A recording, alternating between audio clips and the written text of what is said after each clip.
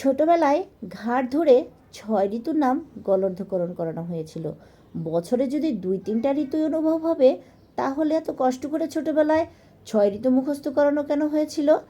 গরম তো সারা বছরই থাকে, শীত মাঝে মাঝে আসে, বর্ষাকালেও গরম লাগে। আসসালামু আলাইকুম, welcome to my another video. সবাই কেমন আছেন? আশা করি সবাই ভালো আছেন। ঢাকা শহরে মাছ কেটে নাকি হাজার হাজার মানুষ গাড়ি ভাড়ি করে ফেলছে। তো আমি ভাই মাছ কাটতে পারি না, এই জন্য গাড়ি ভাড়িও করা হয়নি। তো যাই হোক, বেলে মাছটা আমি কোনো রকম কেটে বেছে ধুয়ে নিয়েছি। দিয়ে দিলাম হলুদ গুঁড়া, মরিচ গুঁড়া, লবণ, একটু ধনিয়ার গুঁড়াও।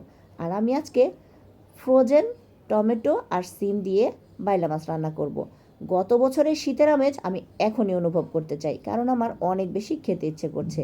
যেহেতু আমি বুদ্ধি করে গত বছরের অনেক সবজি ফ্রিজে স্টোর করেছিলাম, সেগুলো এখন থেকে খেতেই হবে, কারণ কয়দিন পরে আবার এগুলো পাওয়া যাবে।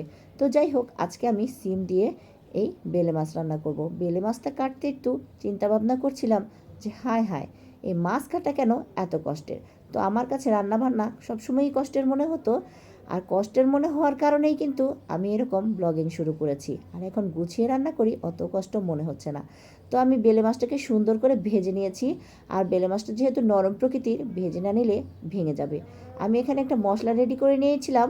মশলা রেডি করতে আমার স্কিপ হয়ে গিয়েছে। তো এখানে আমি কিছু পেঁয়াজ বেরেস্তা আর রসুন আর টমেটোকে সুন্দর করে পেস্ট করে নিয়েছি।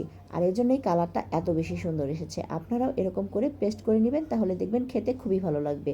আর আমি যেমন করে সিম আর টমেটো ফ্রোজেন করেছিলাম, সেটার একটা ভিডিও আছে, আমি আপলোড করব। তো আমার শাশুড়ি আমাকে গত বছর অনেক সিম দিয়েছিল, আর আমার শাশুড়ির কাছে সিম খেতে খুবই মজা লাগে।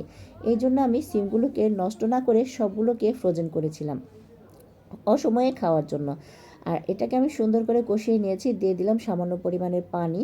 আর এই সিমের তরকারিটা একটু ঝোলঝোল খেতেই ভালো লাগে। যেহেতু আমি বেলে মাছ দিয়ে রান্না করব, বেশি ঝোল করলে আবার খেতে ভালো লাগবে না।